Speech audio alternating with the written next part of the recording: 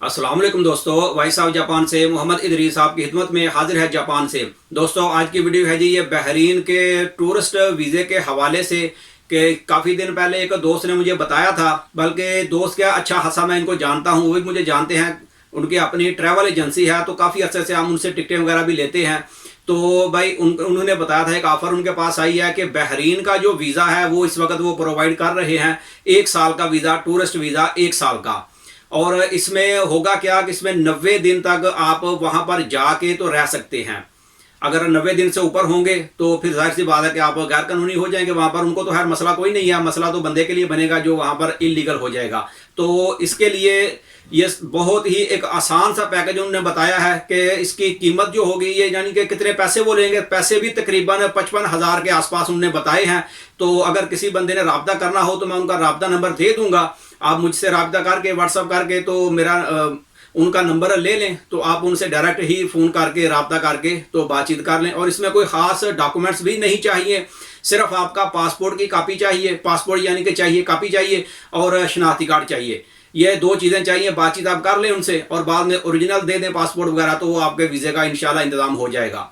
और कोई इसमें ख़ास चीज़ है नहीं है, कोई गारंटी नहीं है, कोई बैंक स्टेटमेंट नहीं है, कुछ भी नहीं है। सारा कुछ वो खुद ही कर लेंगे। ट्रैवल एजेंसी है, उनकी टिकटें वगैरह और भी किसी कंट्री की लेनी हो आपने तो वो भी उनसे मुनासिब प्राइस में मिल सकती हैं। हर इसके ऊपर मैं एक अलग से वीडियो बना दूंगा, वो भी क्या क्या मामला है टिकट का।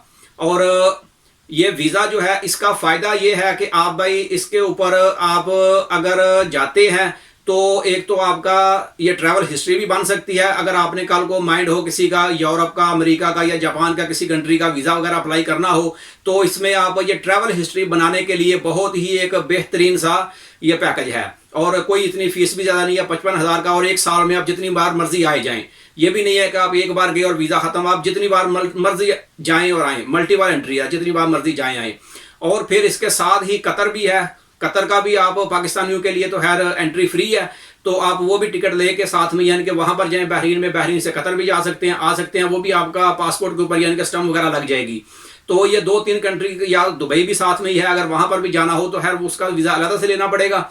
तो खैर ये 3-4 कंट्रीज़ की आपकी जो ट्रैवल हिस्ट्री है बहुत ही आसानी से और सस्ते में ये ट्रैवल हिस्ट्री बन सकती है। और कल को जिस तरह से अभी जापान के वीज़े भी ओपन हो रहे हैं, इंशाल्लाह जल्द ओपन हो जाएंगे, तो जापान का भी वीज़ा अप्लाई करना हो तो इसमें भी ये काफ़ी एक पॉजिटिव है, यानी कि एक प्लस पॉइंट इसमें गिना जाएगा कि आपकी ट्रैवल हिस्ट्री में चाहे 1 मुल्क का है या 2 मुल्क का और ये वीज़े आपके लगे होंगे तो इसमें चांसेस ज़्यादा होते हैं। बाकी देखें 100% तो काम कोई भी नहीं होता।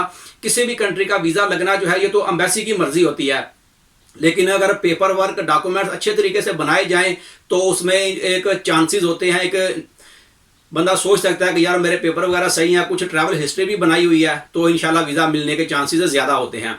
तो ये एक बहुत अच्छी ऑफ़र है। फिर भी अगर किसी दोस्त ने रब्ता करना हो तो आप उनसे मज़ीद मालूमात ले सकते हैं, या किसी और कंट्री के भी वीज़े उनके पास होते हैं मालूमात वगैरह सारी, यानी कि ट्रैवल एजेंसी है। तो अगर थाईलैंड का, मलेशिया, सिंगापुर वगैरह के भी वीज़ों का पूछना हो तो वो भी वो पूरा प्रोसेस करते हैं और वो भी आपको मज़ीद गाइड कर देंगे। यानी कि ये वीज़ा भी अगर लेना हो ये भी कर सकते हैं, और मज़ीद और का भी करना हो तो वो भी आप कर सकते हैं। यानी कि ट्रैवल हिस्ट्री बनाने के लिए ये बहुत ही एक अच्छी ऑप्शन है, क्योंकि एजेंटों के जरिए अगर आप वीज़ों की कोशिश करेंगे तो भाई उसमें आपका नुकसान होगा। और मैं तो ये किसी को भी नहीं कहता कि एजेंटों से काम करवाएं, खुद आप कोशिश करें। अगर मिसाल के तौर पे अगर आप जापान का ही वीज़ा अप्लाई करें तो भाई अगर वीज़ा लग जाएगा तो फ्री में लगेगा, कोई पैसा आपका नहीं जाएगा। और अगर आपका नहीं लगता तो कोई पैसा आपने किसी को देना नहीं है, कि एम्बेसी में कोई फीस नहीं है, पाकिस्तान के लिए वीज़ा फ्री है। और जो पैसे भी आपने रखने हैं वो आपके बैंक अकाउंट में ही है।